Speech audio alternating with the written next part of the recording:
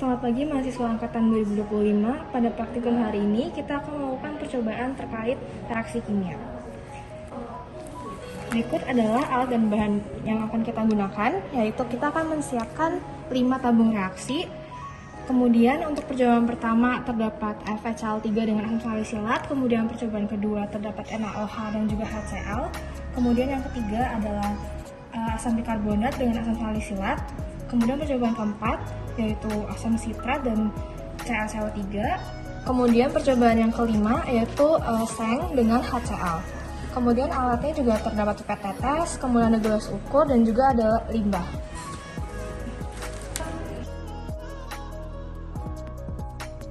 Kemudian yang tahap pertama yaitu percobaan pertama, masukkan asam salisilat ke dalam gelas beker secukupnya saja.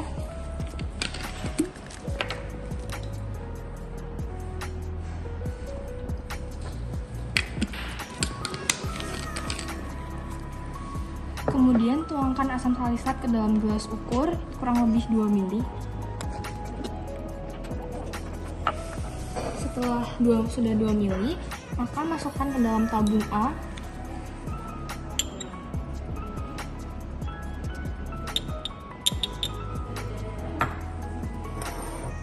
Ketika sudah, maka teteskan FeCl3 sebanyak 1-2 kali tetes. Yang pertama kita masukkan satu kali tetes supaya terlihat perbedaan warnanya, dan pada awal warnanya adalah bening, dan kalian bisa mengamati warnanya dan juga dicatat sebelum dan sesudah direaksikan.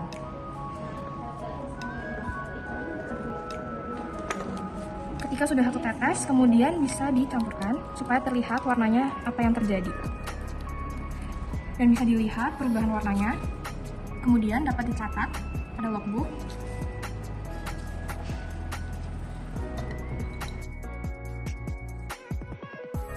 Kemudian pada reaksi kedua, yaitu NaOH dengan HCl, kita masukkan masing-masing kurang lebih 1 ml NaOH dengan HCl-nya. Dan kita bisa memasukkannya menggunakan pipet tetes.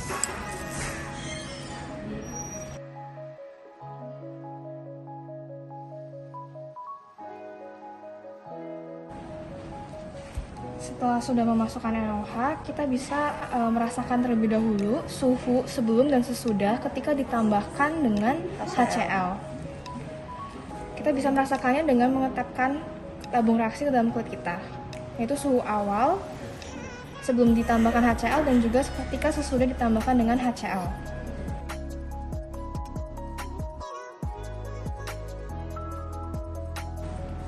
Perhatikan juga cara untuk mengambil cairannya dengan pipet tetes.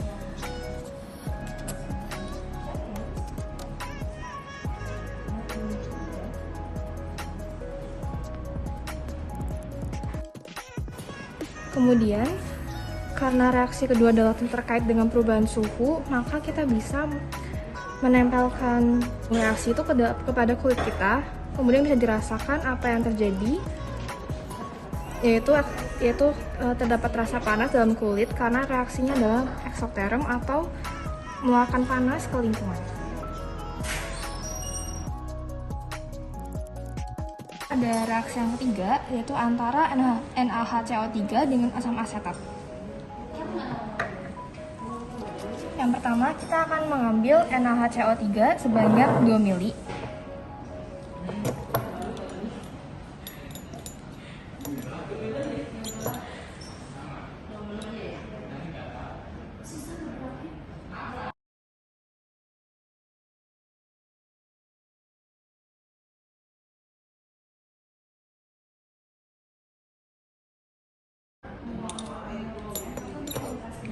Kemudian sebelum ditambahkan dengan asam asetat, kita bisa mengetapkan lagi tabung reaksinya ke dalam kulit kita sebelum dan sesudah suhunya ditambahkan dengan asam asetat.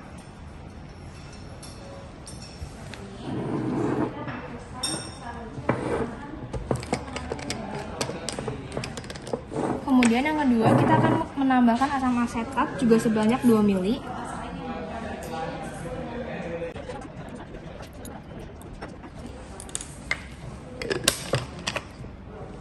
Kemudian Kemudian kita bisa mencampurkan reaksinya dan juga merasakan pada kulit kita apa yang terjadi perubahan suhunya ketika ditambahkan dengan asam asetat, maka reaksi akan berubah menjadi endoterm atau menyerap panas dari lingkungan.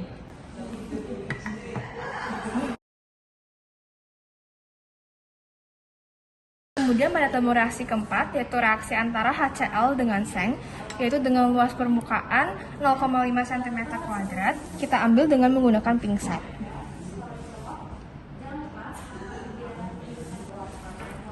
Kemudian sengnya sudah dimasukkan ke dalam tabung reaksinya, baru kita teteskan dengan HCl sebanyak 2 ml.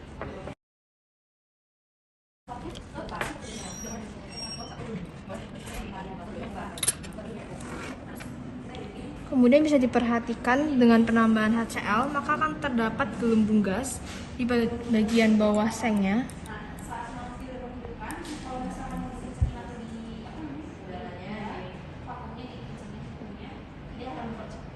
Bisa terlihat terdapat gelembung gasnya.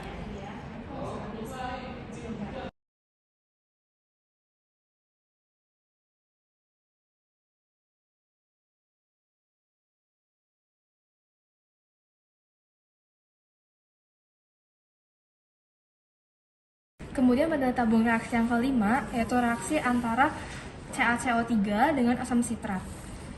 Sebelum itu, kita harus menghomogenkan CaCO3 terlebih dahulu dengan menggunakan batang pengaduk.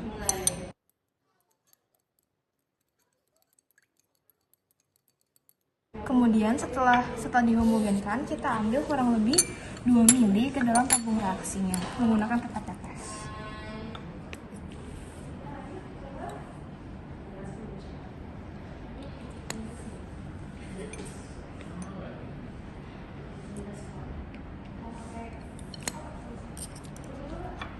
Kemudian ditambahkan dengan asam sitrat sebanyak 2 ml juga.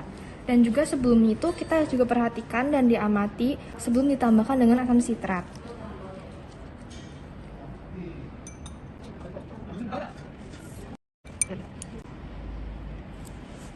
Bisa terlihat gelembung gas juga, dan juga nantinya terdapat suara letupan.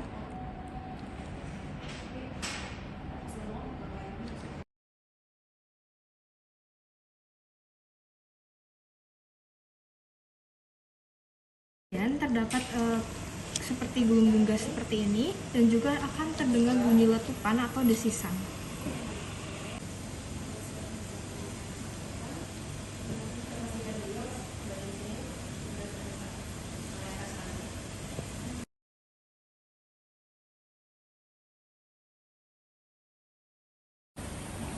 Kemudian amati dan catat apa yang terjadi pada kelima tabung reaksi tersebut. Setelah praktikum selesai, alat dan bahan kembali dibersihkan dan yang sudah terpakai boleh dibuang ke dalam limbah.